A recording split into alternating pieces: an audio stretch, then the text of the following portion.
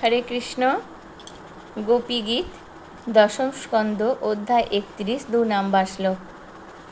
শরদুদাশয়ে সাধুজাত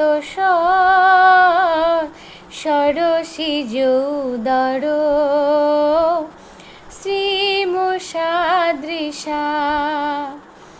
সুরথনাথতে অশুল্ক দাসিকা বরদ নিঘ্নত Neha কিংবধ।